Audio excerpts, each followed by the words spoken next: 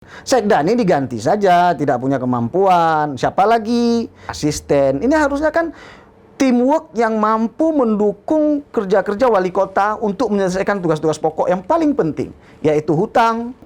Ya, wali kota menjadi sumber masalah, menjadi beban bagi warga kota Banda Aceh dengan tipikal wali kota seperti ini. Habis beliau kemarin itu sudah harusnya rapat dengan sekda. Nah, itulah yang saya bilang, setelah wali kotanya kurang cakap, juga didampingi oleh sekdanya yang tidak cakap sama sekali.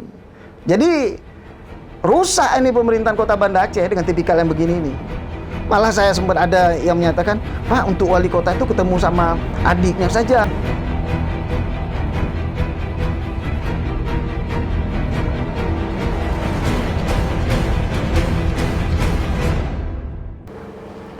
Assalamualaikum warahmatullahi wabarakatuh. Kembali lagi dengan saya Siti Aminah di channel PTM, tepatnya di episode ke-9 tahun ketiga edisi Senin 19 September 2022. Bagi rekan yang belum subscribe, silahkan subscribe, dan kita masih menunggu komentar yang positif dan membangun pastinya. Baik rekan PTM, kita akan membahas tentang masyarakat minta Mendagri evaluasi PJ Wali Kota Banda Aceh bersama narasumber setia kita, Dr. Nasrul Zaman, SDMKes. Beliau adalah pengamat kebijakan publik. Assalamualaikum Bang Nasrul. Waalaikumsalam warahmatullahi wabarakatuh. Ya, ini jumpa yang kesekian ya. Sebenarnya nggak perlu jumpa kalau tidak ada hal yang misalkan penting untuk kita bicara berkaitan kota Banda Aceh. Tapi terima kasih Bang Nasrul sudah setia ini bersama PTM untuk menilai ya sebenarnya kinerja pemerintah ya. Ini Bang Nasrul, terkait tema kita masyarakat minta Mendagri evaluasi PJ Wali Kota Banda Aceh. Seperti apa nih Bang Nasrul? Iya, kalau kita ngelihat kan sudah 100 hari ya wali kota ini mimpin kota Banda Aceh. Tapi kita nggak ngelihat satu progres yang bisa memberi harapan bahwasanya beliau mampu memimpin kota Banda Aceh yang kota provinsi, pusat semua kegiatan di Aceh, kemudian pusat kota pelajar di Aceh. Nah, tidak ada satupun, misalkan kalau kita lihat misalkan Aceh Jaya, dia lihat sekdanya tidak mampu, dia ganti. Dan gubernur juga begitu. Harusnya gubernur lebih berat, tapi gubernur mampu melakukan lompatan-lompatan manajemen pemerintahan dengan baik. Harusnya berkaca nih wali kota ke gubernur atau ke bupati yang lain. Dulu kita merasa berterima kasih pada Mendagri karena mengutus orang pusat ke Banda Aceh. Saya pikir nih luar biasa ini. Tapi ternyata orang pusat pun ya begini adanya. Kita hopeless lah ngelihat wali kota. Kalau kita lihat misalkan 100 hari ini, selain jemaah subuh, apalagi yang bisa dipandakan dari gubernur? Padahal jemaah subuh itu semua orang juga sholat subuh. Jadi juga jangan itu menjadi keunggulan. Yang paling penting adalah bagaimana mengoptimalkan. Ini kemarin ada hutang, ya, ada hutang 22 sampai 78 terus 100 miliar total 2021-2022 di 2022 ini. Nah, bagaimana kelanjutannya? Malah saya dengar lagi misalkan ini hampir 200 miliar kalau ditotali. Itu hutang. Nah, hutang itu proporsinya kemana? Paling berat itu saya lihat yang harus dipertanggungjawabkan adalah pada upah dan honor pegawai. Ini kan harus diselesaikan lah. Apalagi ini kita syariat Islam. Misalkan sunatullah bahwasanya sebelum keringat berhenti bayar tuh honor orang. Ini sudah berhenti lama. Jadi honor masih lama. Dan kemudian juga ketidakmampuan wali kota ini kita lihat di dalam persiapan untuk perubahan. Harusnya kan memang mekanisme penyelesaian utang kemarin itu masuk pada mekanisme APBK perubahan dengan mengunci anggaran pengeluaran selama 100 hari ini. Kan begitu. Tapi kalau dalam 100 hari ini perusahaan proyek terus dilelang, ya saya khawatir memang tidak ada niat baik dari Pak Wali ini untuk mencoba menyelesaikan utang-utang masa periode yang lalu. Nah, itu menjadi soal.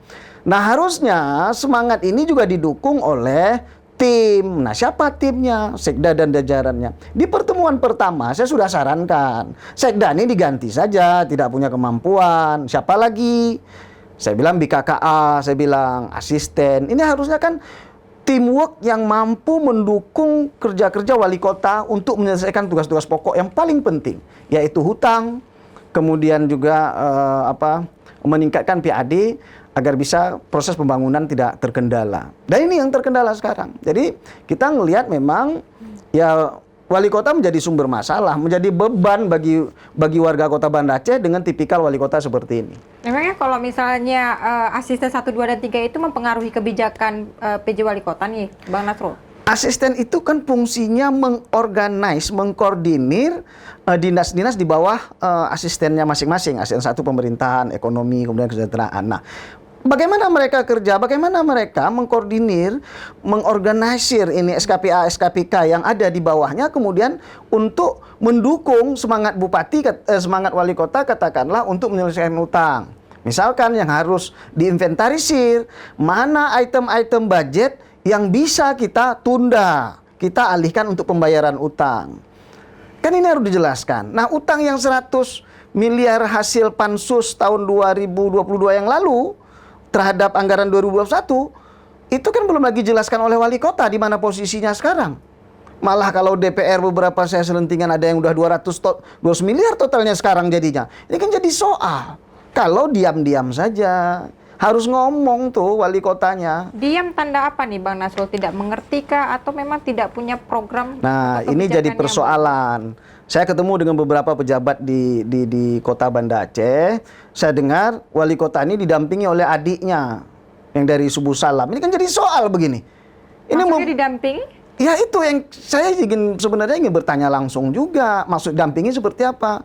Malah seolah-olah ini adiknya ini yang lebih banyak tahu, lebih banyak mengambil kebijakan. Ini nggak benar proses-proses begini. Nggak benar. Berarti memang nggak mampu, serahkan aja jabatan ini ke Mendagri gitu loh. Jangan minta tolong call a friend. Ini kan kita bukan tebak-tebakan ini. Jadi ini soal ngurusi rakyat. Jadi apalagi minta bantuan orang. Padahal di Kota Banda Aceh itu semua sumber daya tersedia kok. Artinya apakah misalnya minta bantu adiknya ya? Ya saya dengar begitu. Ini juga harus diklarifikasi oleh wali kota. Benar nggak itu adiknya? Atau itu siapa? Jangan-jangan agennya. Bisa jadi. Orang nggak dijelaskan ke publik kok. Artinya Pak Wali Kota tidak percaya dengan beberapa pejabat yang ada di bawahnya? Yang paling miris tidak percaya pada kemampuannya diri sendiri. Kan yang jadi soal. Kalau tidak percaya pada orang lain tapi dia punya kemampuan, kita nggak menjadi soal. Tapi ketika nggak percaya sama dirinya sendiri, ini yang jadi soal. Malah saya sempat ada yang menyatakan, Pak, untuk wali kota itu ketemu sama adiknya saja dalam tanda petik. Yuh, gawat kalau begitu saya pikir. Ini nggak benar. Nggak benar betul nih. Jadi memang kita miris melihat ya, kalau wali kota yang dikirim dari pusat ini menjadi beban bagi warga Kota Banda Aceh. Artinya tidak mengerti mengelola Kota Banda Aceh dengan baik atau seperti apa? Oh iya, ini kota ini bukan kota main-main. Kota Banda Aceh ini kota tertua di Indonesia. Usia udah hampir 900 tahun, 9 abad. Jadi tentulah masyarakatnya melampaui yang biasa gitu loh. Pikirannya, kemajumukannya, peradabannya. Jadi harus dipimpin oleh orang yang luar biasa. Tidak boleh yang biasa-biasa. Tapi 100 hari kerja ya pemirsa PTM yang di rumah biasanya nih pemimpin sudah membuat program perencanaan apa-apa yang harus dilakukan. Sementara untuk PJ Wali Kota sendiri apakah sudah ada kita lihat program yang urgen untuk dilakukan nih Bang Nasrul?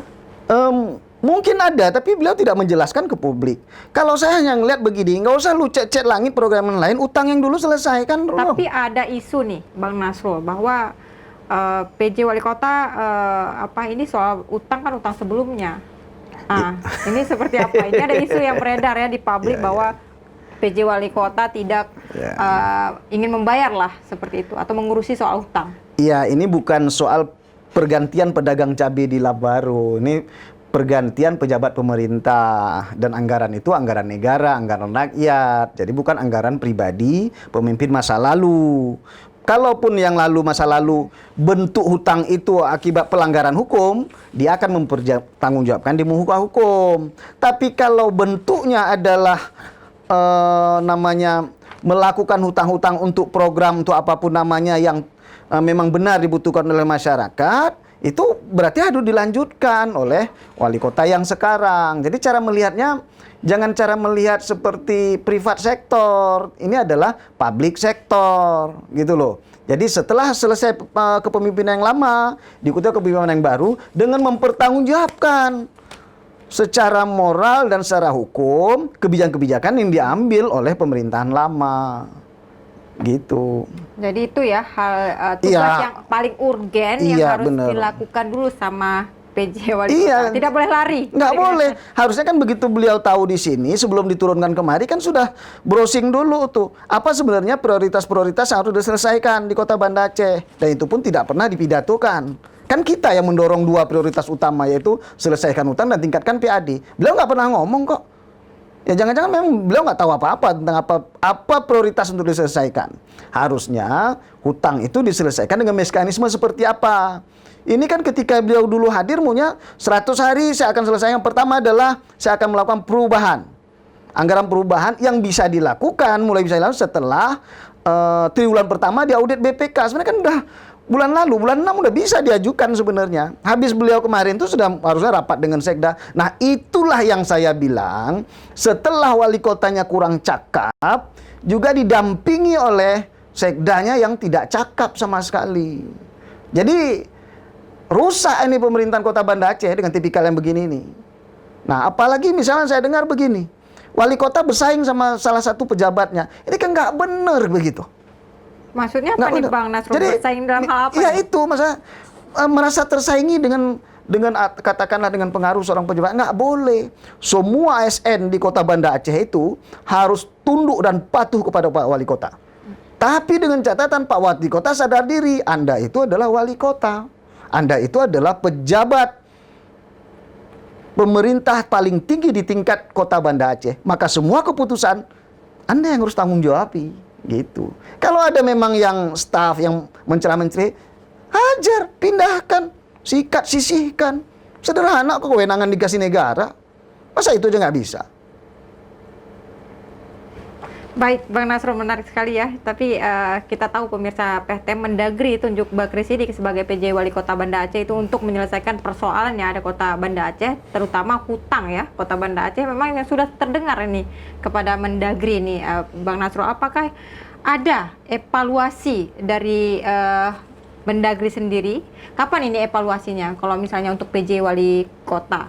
Ya harusnya Mendagri pasti mengevaluasi. 100 hari kerja sudah bisa dievaluasi? Ya, mungkin Mendagri ngelihat 3 bulanan ya, bisa 100 hari, bisa nanti 6 bulan. Kalau memang dalam 3 bulan ini sangat kacau, menunjukkan ketidakmampuan, saya pikir 6 bulan sudah diberhentikan. Dan kita dorong itu, kalau memang tidak ada perubahan katakan minggu ke depan nggak ada, kita dorong tuh diganti aja. Jangan lama-lama lah, jadi beban aja. Jadi habis uang pajak rakyat sebagainya untuk membiayai orang yang tidak minim kecakapan begini, kelola Banda Aceh, nggak usah lah. Kirim orang lain aja. Atau di Kota Banda Aceh banyak, di provinsi juga banyak yang bagus-bagus anak-anak Aceh. Ini nggak mesti dari pusat sana. Kalau begini tipikalnya. Kenapa ya Bang Nasrul? Karena sebelumnya juga kita lihat Pak Amin juga Anda mengatakan bahwa gagal ataupun tidak cakap. Sekarang juga PJ Wali Kota seperti itu. Apakah terlalu beban untuk mengurusi Kota Banda Aceh nih Bang Nasrul? Ya sebagai orang luar, peran kita memang melihat sesuatu yang tidak mampu dilakukan. Itu tugas kita memang, dan harusnya dibayar tugas untuk itu. Tapi kan kita tidak dibayar. Ini kan volunteerism. Bersyukur masih ada orang-orang seperti kita, PTM, kita-kita ini mau memberikan masukan. Kritik itu adalah masukan. Harusnya itu dibayar. Dalam perusahaan-perusahaan internasional, itu dibiayai satu lembaga khusus untuk mengkritik mereka. Karena kritik itu justru menjadi masukan. Mahal itu. Dan kita ini kan PTM swadaya semua nih. Untuk memberi kritikan, harusnya ini dianggap menjadi nilai positif. Nah, di pemerintahan yang lama, dianggap ini menjadi lawan. Nah, justru karena itu, maka pembangunan jadi stagnan. Sibuk ngurusi, PTM topik apa ya? Kan aneh begitu. Nah, wali kota yang sekarang jangan begitu. Dianggap ini menjadi masukan. Kalau butuh konkret, ayo panggil kita ngobrolin tuh. Kita duduk, workshop, kita apa yang harus dilakukan. Jangan bengong-bengong aja jadi wali kota. Jadi sejauh ini PTM dinilai sebagai alat politisasi untuk PJ nih. Bukan alat politisasi, kan kita melihat jadi sangat aktif memberikan masukan. Walau dalam tanda petik, orang melihat kritiknya kita itu seolah-olah kebencian gitu. Padahal bukan, nggak ada urusan kita dengan benci. Itu juga musuh ya. Nggak musuh, nggak begitu ngelihatnya. Kita justru ketika misalkan alam demokrasi ini membuka ruang kritik yang besar bagi yang di luar, maka ini menjadi poin penting untuk kemaslahatan. Dan peran ini kita ambil. Oke, Bang Nasrul, ini terkait hutang piutang ya. Ini ada angka-angka yang memang yang sangat signifikan tapi tidak pasti atau tidak valid. Ada yang menyatakan hutang Pemkot itu 200 sekian miliar, ada 78, ada 60. Dan juga hasil telusuran Pehtem nih Bang Nasrul ya, Ketua DPRK juga nggak tahu persis nih utang Pemkot. Ini seperti apa sih sebenarnya transparansi soal keuangan wali kota? Apakah ini nggak ada nih tugas keuangannya atau seperti apa? Bagian keuangannya maksudnya? Ya, pansus sudah dilakukan oleh DPRK beberapa bulan lalu sebelum di bulan 6 sudah diumumkan oleh pansus. Nah, sekitar 78 miliar untuk tahun ini plus 23 tahun lalu. Jadi sekitar 100-an. Oke. Nah, tapi kemudian juga hasil pansus ini kan ada rapat-rapat yang ditindaklanjuti harusnya rekomendasi pansus ini oleh PJ Wali Kota berdasarkan timnya. Nah, sekarang bola itu ada di Wali Kota. Sebenarnya sampai di mana sudah yang dilakukan oleh Wali Kota? Inventarisir utang itu seperti apa? Mana skala prioritas penyelesaian utang? Nah, kemudian disampaikanlah ke publik atau disampaikan kepada DPR sebagai wakil rakyat. Tapi kan sejauh ini tidak ada nih transparansinya ke publik nih. Jangan-jangan dua-dua happy-happy. Jadi DPR-nya happy-happy, PJ-nya happy-happy. Rakyatnya yang sibuk. Iya, kita yang sibuk. Mereka yang harus bertanggung jawab itu mereka santai-santai. Kita yang sibuk, kita yang apa? Cerewet gitu ya. Terkesannya seperti itu ya Bang Nasrul. Padahal ini juga uang rakyat ya. Ya, kita mengingatkan mereka bahwasanya ada mandat rakyat, ada amanah rakyat yang mereka pikul. Nah, kalau tidak kita ingat-ingatkan begini, mereka lalai.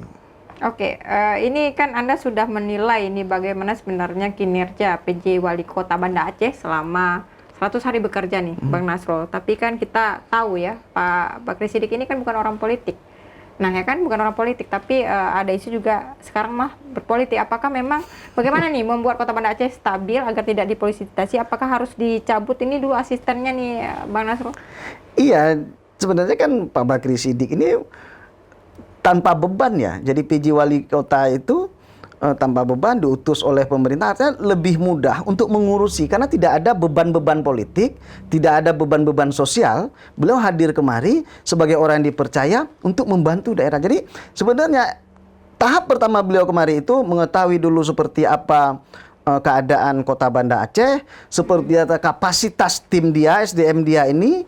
Kemudian setelah dia itu baca, kasih tugas semuanya, kemudian nggak mampu ya menginventarisir, ganti. Nggak dosa kok Pak Wali Kota ini ganti. Sekda saya bilang dari awal ganti. Karena mengapa? Sekda, Kepala Dinas Keuangan dan asistennya ini sekarang orang yang paling bertanggung jawab terjadi defisit anggaran yang luar biasa besarnya itu pada periode 2020-2021. Ini kan semua masukan Sekda yang lama ini. Tim sebagai ketua TAPD. Bukan main-main tanggung jawab Sekda. Nah, sekarang diambil alih oleh PJ Wali Kota, maka benarkanlah ini. Ya, dibenerin gitu. Apa PJ tidak mempunyai power nih, Bang Nasrul? Karena kan kalau kita melihat seperti Anda katakan lah, bagaimana sebenarnya manajemen atau mengelola Kota Banda Aceh dengan baik seperti itu. Kan tim-timnya juga hebat nih. Harusnya seperti itu ya? Iya, apakah harusnya hanya begitu. sebagai catur nih permainan? Nggak tahu, jangan-jangan juga wali kota itu kejut badan disuruh jadi wali kota. Jadi dia sok ngelamun-ngelamun udah dilantik wali kota. Jadi ya? Iya, sibuk mikirin jengkolnya jangan-jangan. Ada jengkol di sini, pergi sana. Ya nggak bener lah. Harusnya duduk. Kita lihat kinerjanya, dia umumkan ke publik. Utang kita sekian, bulan ini kami selesaikan ini dulu, bulan depan ini kami selesaikan, perubahan ini nanti kita masukkan setengah kita selesaikan. Kan gitu. Kita tahulah permainan anggaran. Ini kan utang-utang ini sebenarnya kan kebanyakan pada program-program pokirnya anggota dewan ini. Dan pokir wali kota lama. Nah, dimasukkan di 2022, kan tinggal coret-coret saja. Apa sih masalahnya? Diskusi sama dewan. Ini persoalannya ada ketidakadilan juga di dewan. Yang paling dekat dengan wali kota yang lalu atau yang sekarang bisa jadi dapat lebih. Kayak ini ributnya masalahnya ini. Jadi ini persoalan apa ini? Bisnis dalam Ya, keluarga itu. DPR. Nah ini sama sebenarnya, makanya dibutuhkan ketegasan wali kota ini. Misalkan pakat tuh sama ketua DPR dan ketua fraksi. Oke, ini ada pokir, hal yang wajar saya pikir. Tapi ditentukan batasannya. Jangan misalkan ada yang dapat 2 miliar. Tapi ada yang 5, ada yang 7, ada yang 11. Nah itu yang nggak boleh. Potong dia 2 semua misalkan. Maka yang lebih-lebih masukkan untuk pembayaran utang. Aduh mudahlah kalau mau. Sebenarnya ini hanya goodwill saja. Orang uangnya bukan uang kita pribadi kok. Uangnya udah ada disediakan negara, perangkat hukumnya Tinggal ada. mengatur Nah, ya. itulah dia sebenarnya. Jadi butuh skill atau memang butuh kemauan nih Bang Nasrul? Karena kan kalau misalnya Bang Nasrul katakan nggak mungkin ya. Kalau misalnya dari tim PJ wali kota tidak ada yang bisa mengatur itu kan lucu. Ya Atau itu. memang tidak mau?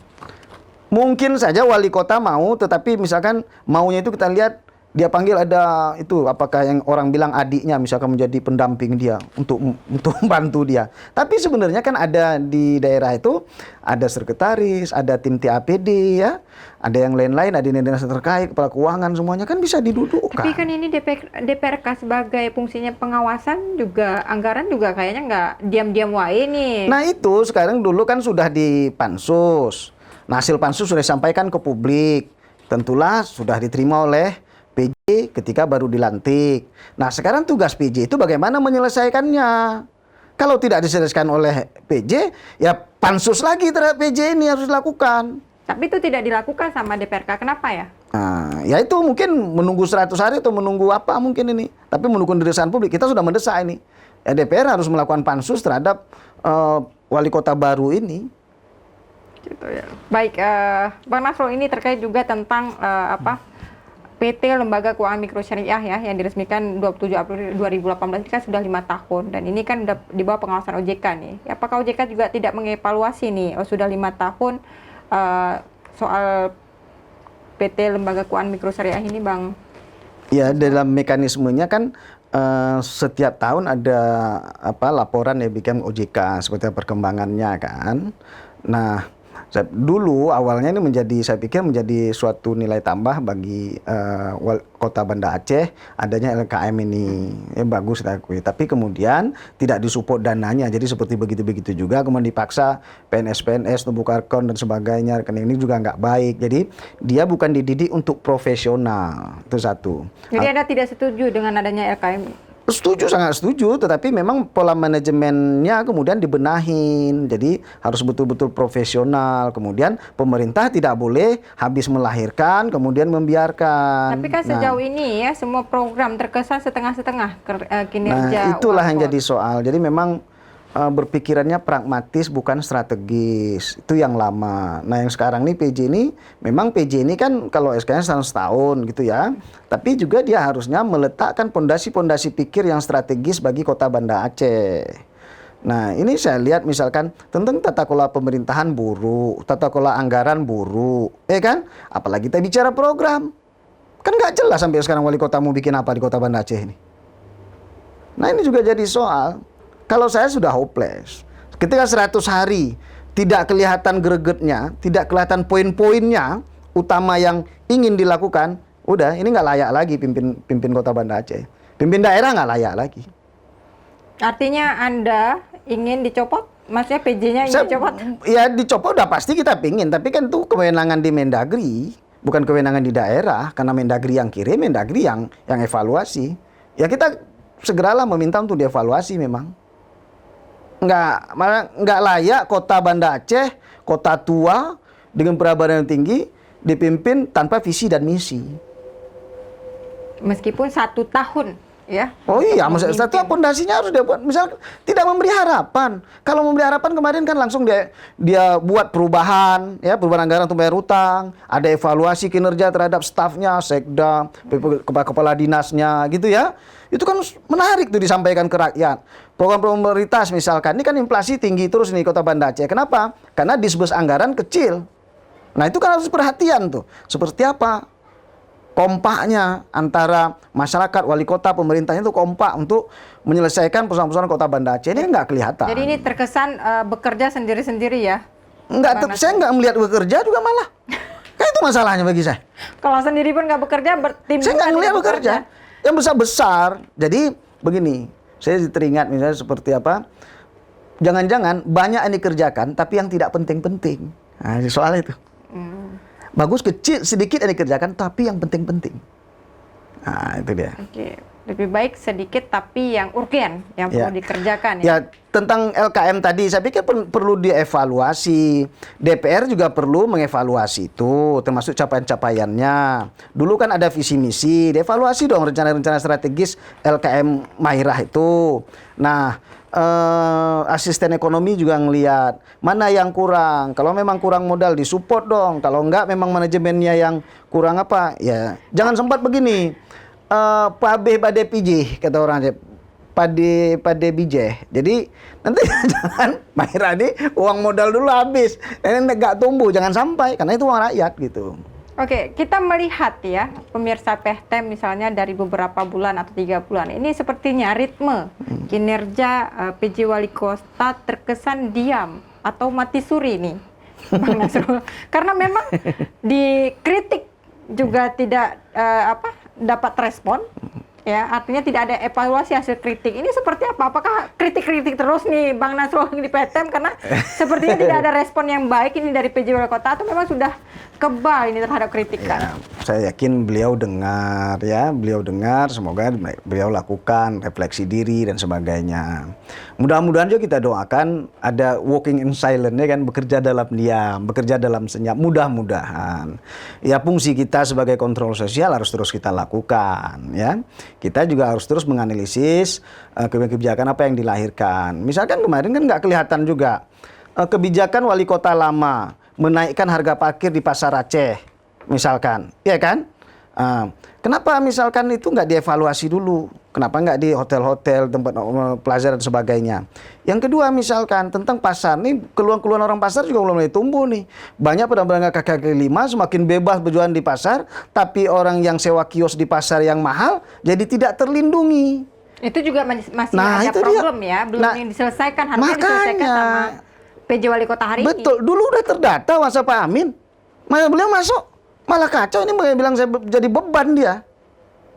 Artinya ada hal-hal yang perlu dikerjakan ya sebelum dan sesudah nih ya, iya. Bang Nasrul ya. Baik, ada Pak Amin kurang dibenahin, yang sudah baik dipertahankan. Baik, Bang Nasrul untuk closing statement nih, karena memang kalau berbicara masalah PJ Wali Kota ini memang sebelum sudah ini sepertinya sama wae ya, Bang Nasrul ya. Ya kita minta nanti DPR misalkan ya kalau ngelihat tanda-tanda zaman tidak ada berubah, kita minta kepada DPR untuk menyurat ke Mendagri ganti aja PJ Wali Kota ini. Jadi Anda mendesak nih DPR untuk mengirimkan surat ke Mendagri ya, untuk mencopot Pak PJ Wali Kota itu? Ya mengganti lah, jangan mencopot lah bahasanya, soal mengganti saja lah, karena memang tidak